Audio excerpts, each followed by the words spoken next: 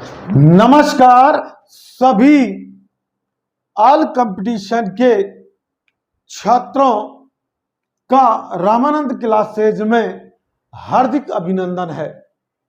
आज हम परमाणु संरचना एटम स्ट्रक्चर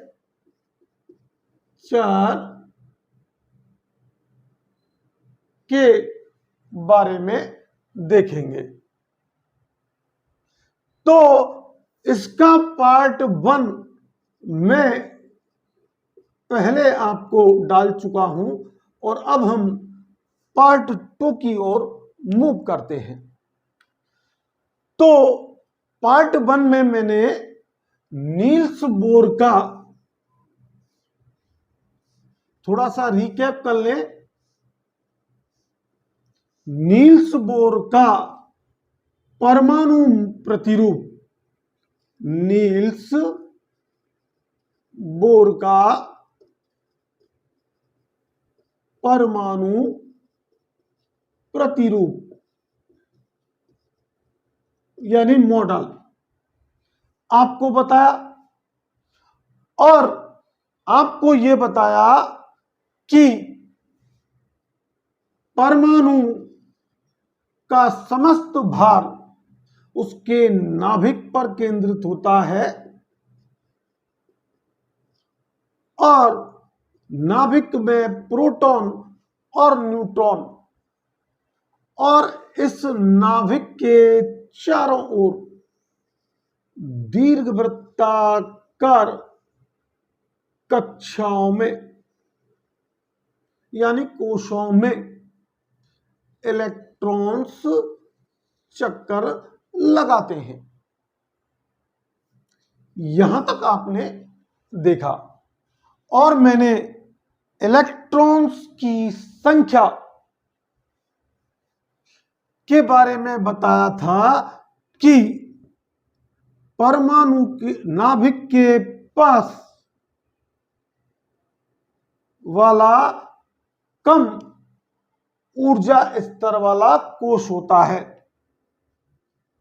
कम ऊर्जा स्तर कोश होता है। उसके बाद उससे उच्च, उसके बाद और उच्च, तो कम ऊर्जा वाले स्तर को मैंने के से यानी जो पहला था उसको के से, दूसरा जो था वो मैंने आपको एल से, तीसरा मैंने एम से, इस प्रकार मैंने आपको बताया था कि निम्न ऊर्जा स्तर से उच्च ऊर्जा स्तर की ओर इलेक्ट्रॉन्स कोशों में व्यवस्थित होते हैं, कक्षकों में घूमते हैं। अब देखिए यहां परमाणु का जो मॉडल दिया था नील्स बोर ने, उसकी कमी क्या थी? तो जिन्होंने पिछली वीडियो नहीं देखी है वो चैनल पर जाएं और पिछली वीडियो देखें, और जो हमारे चैनल पर नए हैं वो हमारे चैनल को सब्सक्राइब करें। देखिए बोर के मॉडल की कमी क्या थी? बोर के मॉडल की सबसे बड़ी कमी यह थी कि हाइड्रोजन के अलावा अन्य परमाणुओं के स्पेक्ट्रम की व्याख्या करने में यह असमर्थ रहा। यानी केवल ये हाइड्रोजन के परमाणुओं के स्पेक्ट्रम की ही व्याख्या कर सका, अन्य परमाणुओं के स्पेक्ट्रम की व्याख्या नहीं कर सका। इसके बाद दूसरा यह था कि यह जीमान प्रभाव।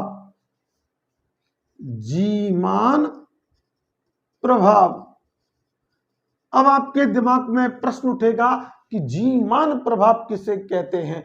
चुंबकीय क्षेत्र में स्पेक्ट्रमी रेखाओं का विपाटन यानी विभाजन या विघटन चुंबकीय क्षेत्र में स्पेक्ट्रमी रेखाओं का विघटन, विपाटन, ये शब्द एक ही है, विभाजन की व्याख्या ये नहीं कर सका। तो जीमान प्रभाव को ये अच्छी तरीके से नहीं समझा सका। तीसरा जो कमी थी इसकी वो थी स्टोर्क प्रभाव।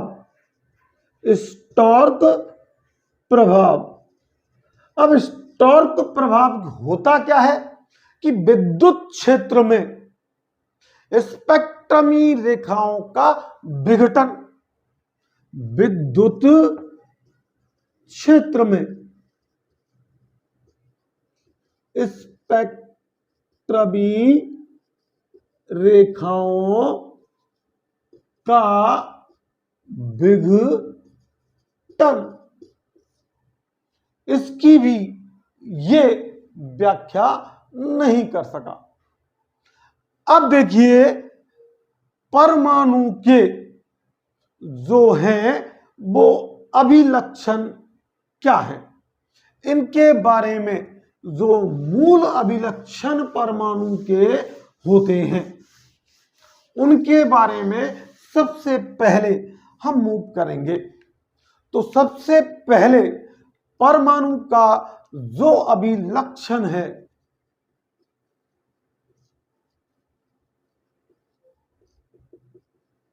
उसके अंतर्गत हम परमाणु क्रमांक या परमाणु संख्या, atom number, atomic number. Atomic number क्या है? किसी परमाणु का एटॉमिक नंबर क्या होता है? किसी परमाणु में नाभिक में प्रोटॉनों की संख्या, किसी परमाणु के नाभिक में प्रोटॉनों की संख्या उस तत्व का, उस परमाणु का परमाणु क्रमांक कहलाता है। तो उस तत्व या परमाणु का क्या कहलाता है? वो परमाणु क्रमांक। और परमाणु क्रमांक को हम Z से प्रतीक करते हैं। तो Z बराबर क्या हो जाएगा? प्रोटॉनों की संख्या। लेकिन हम जानते हैं कि एक परमाणु में जितने प्रोटॉन होते हैं उतने ही इलेक्ट्रॉन की संख्या होती है।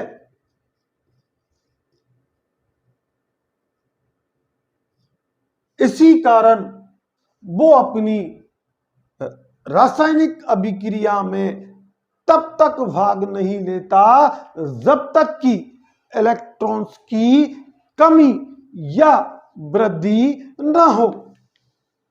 तब तक वो परमाणु, वो तत्व उदासीन कहलाता है। तो अब देखिए, इसके बाद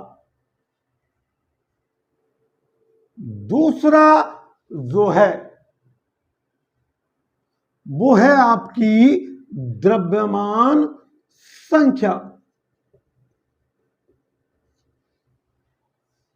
द्रव्यमान संख्या यानी मास नंबर। अब मास नंबर की व्याख्या करने से पहले आपको मोसले ने, किसने? मोसले ने परमाणुओं की ये विशेषता बताई कि जिस परमाणु का परमाणु क्रमांक अधिक होता है वह उतना ही रासायनिक क्रिया करने में सक्षम होता है। मोसले ने क्या कहा, जिसे मोसले का नियम कहते हैं। उन्होंने क्या कहा कि किसी परमाणु में परमाणु क्रमांक यानी प्रोटॉनों की संख्या या इलेक्ट्रॉनों की संख्या जितनी अधिक होती है, जितनी अधिक होती है, उसकी रासायनिक क्रिया में भाग लेने की सक्रियता उतनी ही बढ़ जाती है। अब बात करते हैं द्रव्यमान संख्या की। तो द्रव्यमान संख्या किसी तत्व के परमाणु में के नाभिक में, किसी तत्व के परमाणु के नाभिक में उपस्थित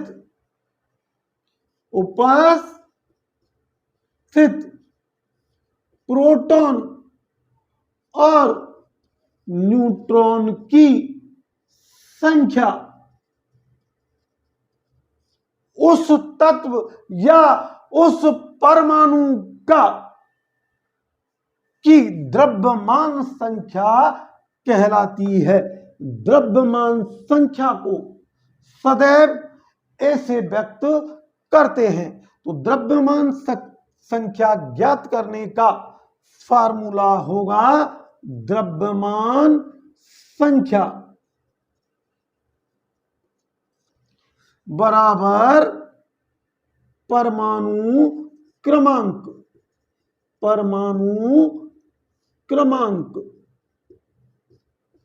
प्लस न्यूट्रॉनों की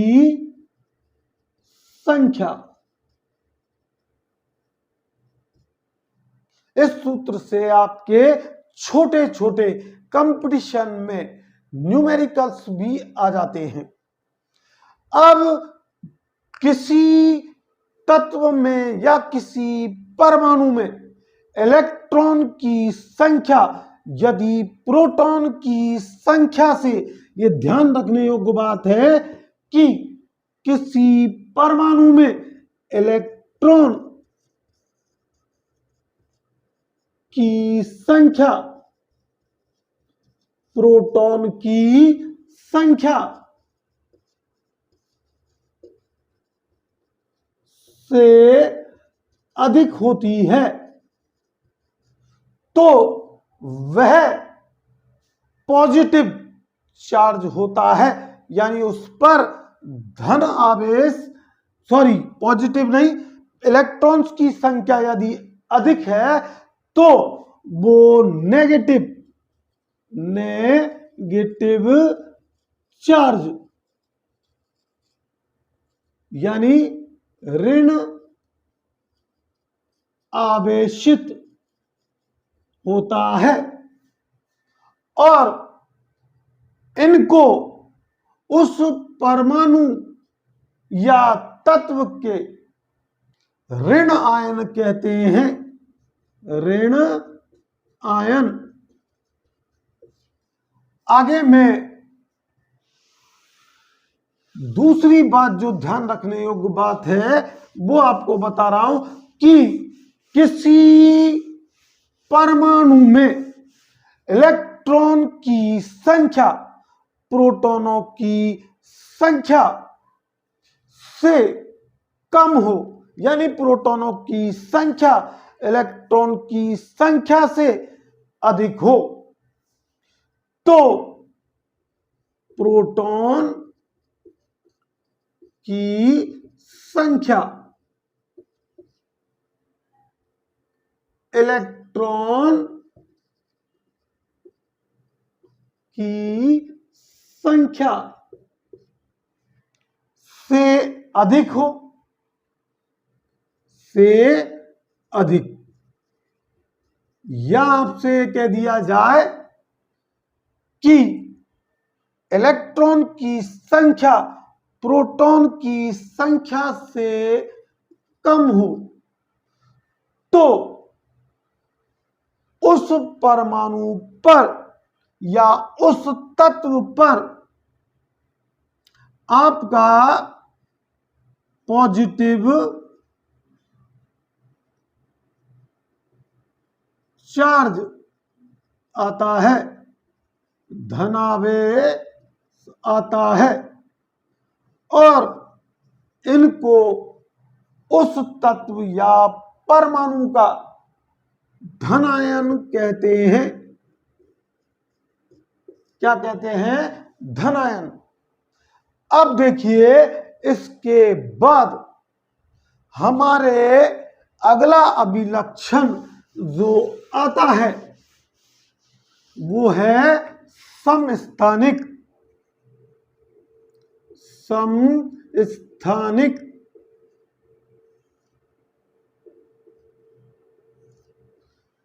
समस्थानिक यानी आइसोटॉप्स।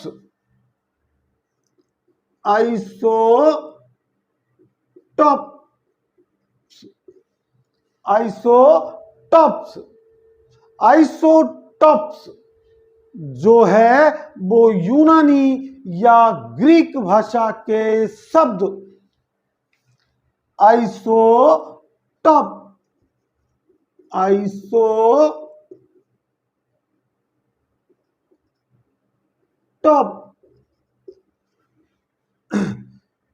यूनानी या ग्रीक या लैटिन भाषा के आपके किस शब्द से मिलकर के बना है? आइसोस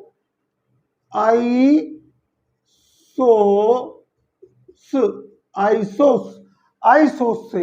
और आइसोस का अर्थ होता है समान स्थान। तो हम समस्थानिकों की परिभाषा कैसे दे सकते हैं कि किसी तत्व के या परमाणु के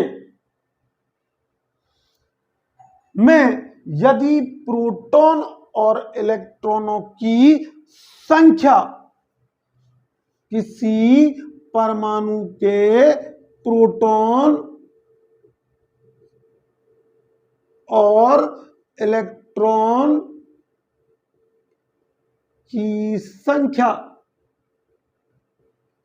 समान है, परंतु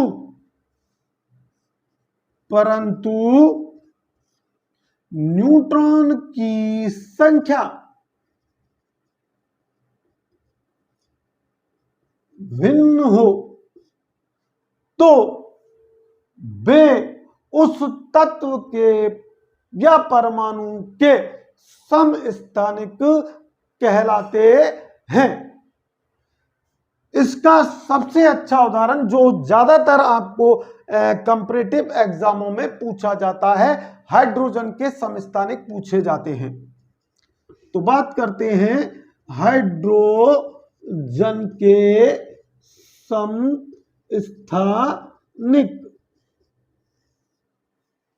हाइड्रोजन के 3 समस्थानिक हैं।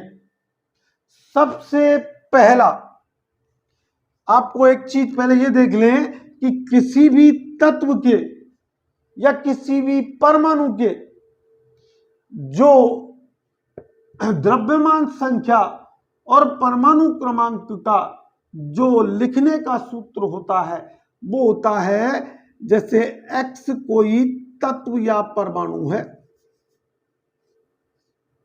और इसकी द्रव्यमान संख्या और परमाणु क्रमांक हमें व्यक्त करना है, तो इसका ये सूत्र होगा AZ, XAZ, जहां A द्रव्यमान संख्या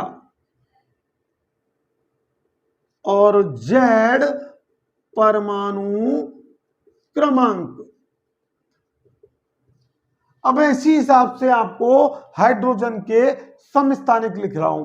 जैसे लिख रहा हूं मैं 1H1, 1H1, ये हाइड्रोजन का पहला समस्थानिक है जिसे प्रोटियम के नाम से जाना जाता है। प्रोटियम कहा जाता है।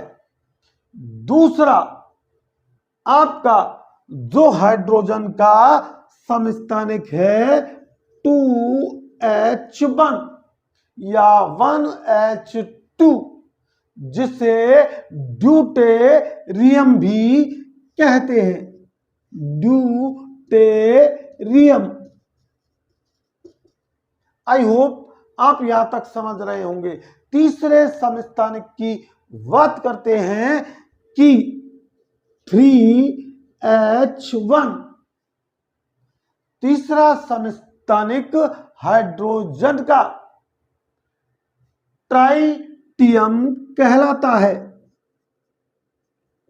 ट्राइटियम कहलाता है।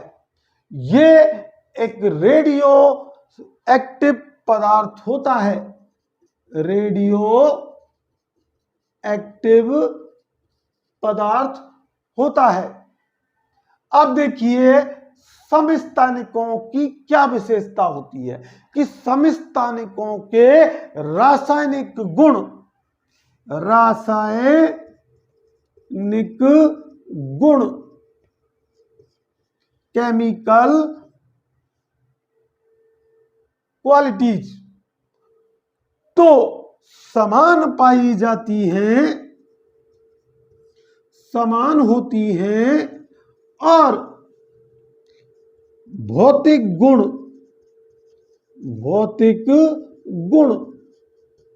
भिन्न भिन्न होते हैं। वो उस परमाणु के समस्थानिक कहलाते हैं। सबसे अधिक समस्थानिक जिस परमाणु के या तत्व के होते हैं वो है पोलिनियम। पोलिनियम। अब देखिए इसके बाद समस्थानिकों के बाद समभारी आते हैं।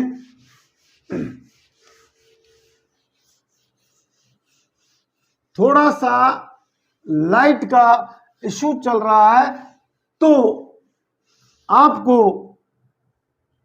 वीडियो को ध्यान से देखना है।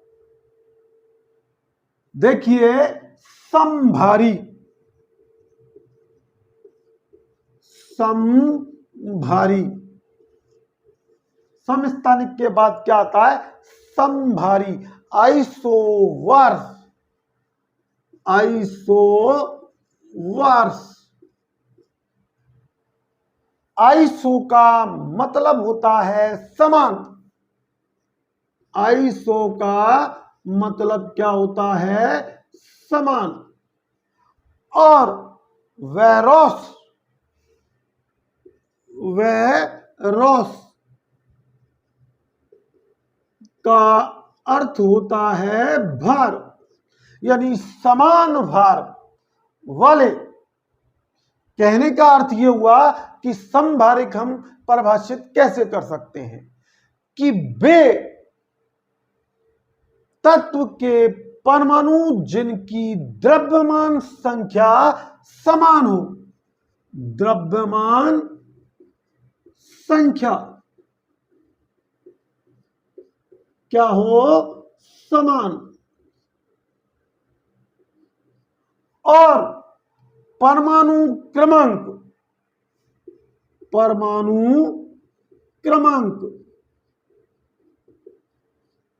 भिन्न भिन्न हो, वो उस परमाणु या तत्व के समभारी या समभारिक या आइसोबार्स कहलाते हैं।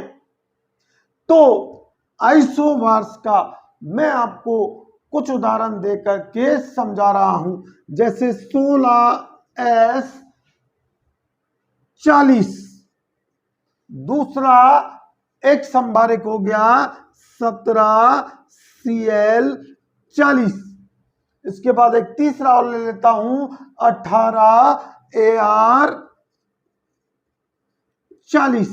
तो देख रहे हैं आप कि ये तीनों ही समभारिक हैं क्योंकि इनकी द्रव्यमान संख्या समान है, जबकि इनकी परमाणु क्रमांक आपके भिन्न भिन्न हैं। तो ये एक दूसरे के समभारिक होते कहलाएंगे। अगर इसके बाद हम पद देखते हैं तो वो आता है समन्यूट्रॉनिक। तो समन्यूट्रॉनिक क्या होता है?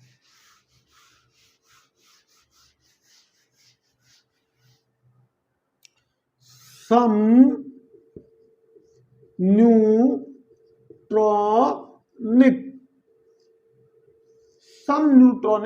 क्या होते हैं? समन्यूट्रॉनिक को आइसोटोन कहते हैं। आइसोटोन्स कहते हैं। समन्यूट्रॉनिक रासायनिक रूप से भिन्न तत्व के परमाणु, कैसे? रासायनिक रूप से यानी रासायनिक क्रिया के रूप में, रासायनिक रूप से भिन्न तत्व के परमाणु उस परमाणु या उस तत्व के समन्यूट्रॉनिक कहलाते हैं। तो समन्यूट्रॉनिकों में परमाणु क्रमांक, आपका परमाणु क्रमांक और द्रव्यमान संख्या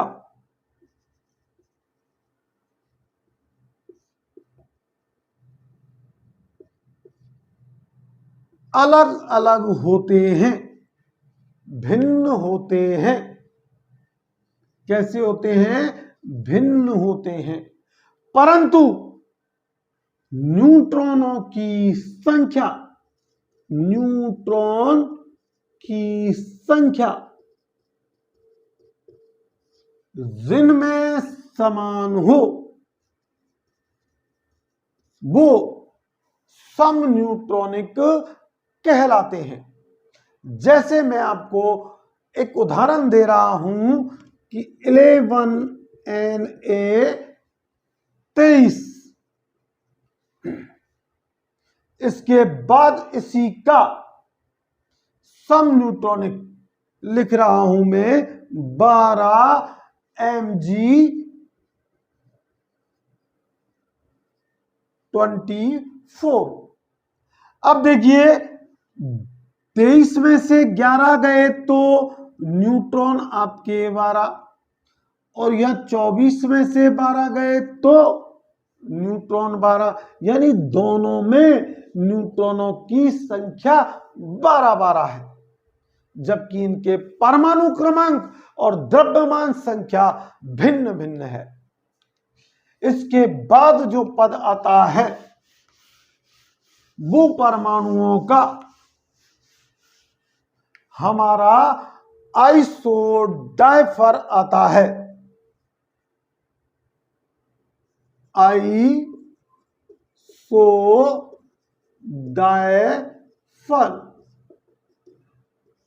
आइसोडाइफर क्या होता है? रासायनिक रूप से भिन्न तत्वों के परमाणु, रासायनिक रूप से भिन्न तत्वों के परमाणु आपके जिनमें न्यूट्रॉन और प्रोटॉनों की संख्या में अंतर पाया जाता है, न्यूट्रॉन और प्रोटॉन की संख्या में अंतर यानी डिफरेंस पाया जाता है, वो उस परमाणु के आइसोडाइफर कहलाते हैं। तो आइसोडाइफरों में न्यूट्रॉन और प्रोटॉनों की संख्या में डिफरेंस पाया जाता है। यानी देखें आप कि मैं ले लेता हूं आपको Pu94 239 और एक आइसोडाइफर हम ले लेते हैं U92 235। अब आप देख रहे हैं कि यहां परमाणु क्रमांक यानी प्रोटॉनों की संख्या में अंतर है,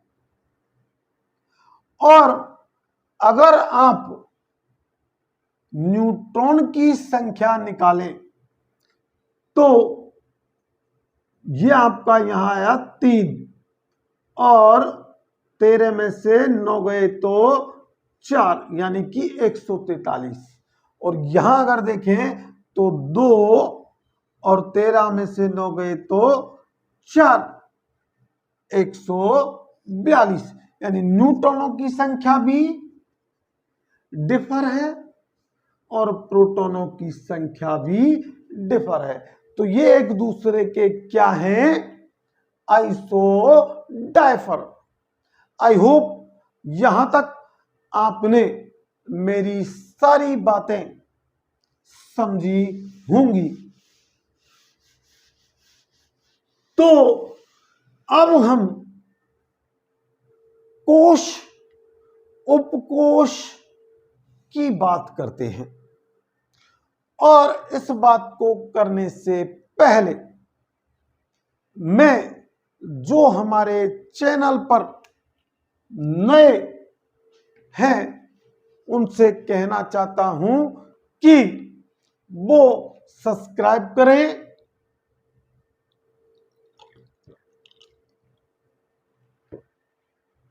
और वीडियो को ज्यादा से ज्यादा शेयर करें, लाइक करें, जिससे अधिक से अधिक छात्र, चाहे वो साइंस का स्टूडेंट है और उस पर केमिस्ट्री है, या वो अदर कंपैरेटिव एग्जाम का स्टूडेंट है, तो उसको साइंस में हर कंपटीशन में ये क्वेश्चंस मिलेंगे। अब मैं बात कर रहा था कोश यानी सेल, और दूसरा उपकोश। उपकोश सब सेल।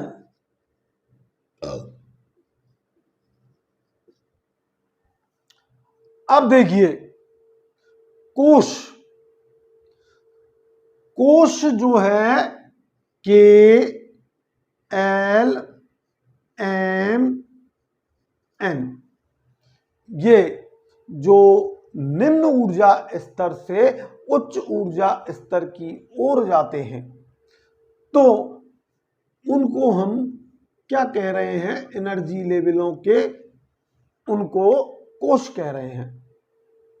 अब देखिए, कोश के उपकोश होते हैं। क्या होते हैं? उपकोश। पहली वीडियो में मैंने यह बताया था कि इलेक्ट्रॉन कक्षकों में चक्कर लगाता है। उसके बाद मैंने ये कहा कि कक्षकों के भी उपकक्ष होते हैं। तो यहां उस चीज को डिटेल में समझें कि जो नील्स बोर ने निम्न ऊर्जा स्तर से और उच्च ऊर्जा स्तर की ओर कोशों को विभाजित किया और उन कोशों के उपकोश, जिन्हें मैंने उपकक्षक कहा था, तो सब सेल वो आपके पहले कोश में एक उपकोश होता है, यानी उपकक्षक में एस भरा जा सकता है और कक्षक की संख्या एक होगी और इलेक्ट्रॉन की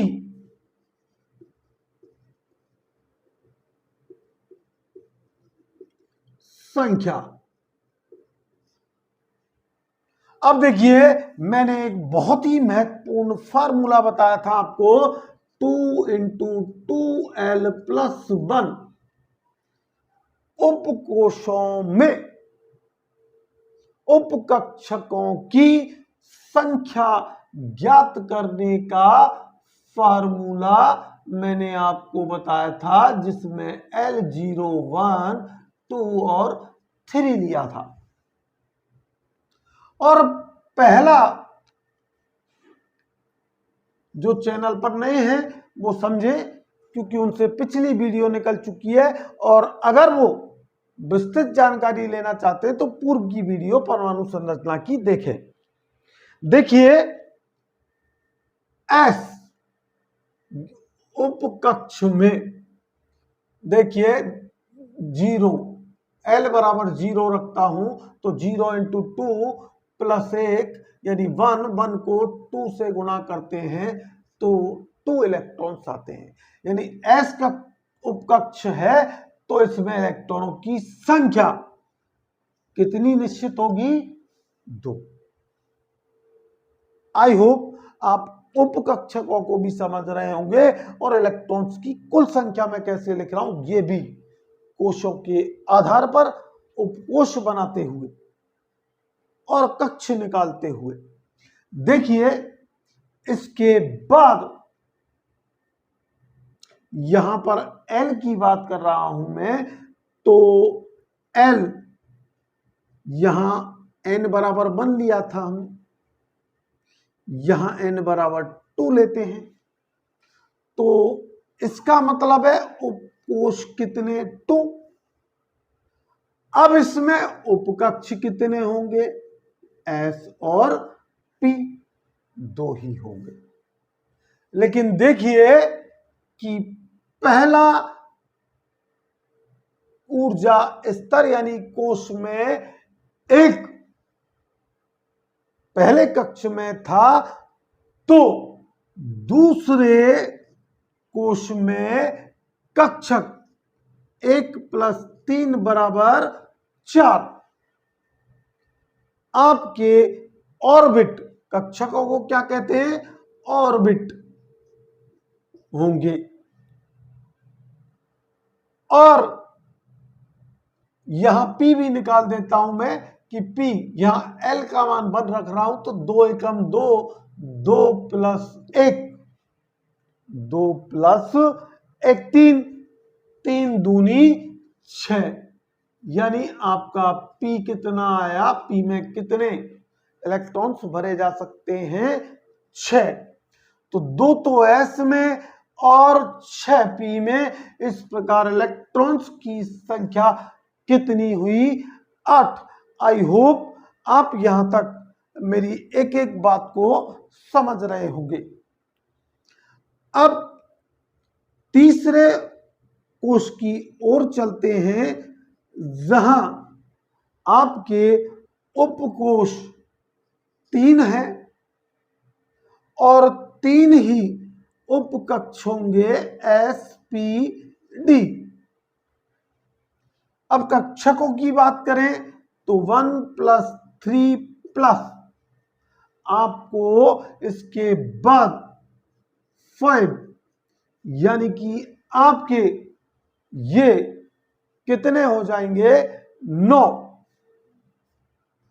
कक्षकों की संख्या 9। अब इलेक्ट्रॉन्स की बात करें तो मैं यहां डी निकाल के बता रहा हूं आपको। डी बराबर, यहां 2 ले लूं तो 2 दूनी 4 और 1 5 और 5 दूनी 10, यानी डी में 10 इलेक्ट्रॉन।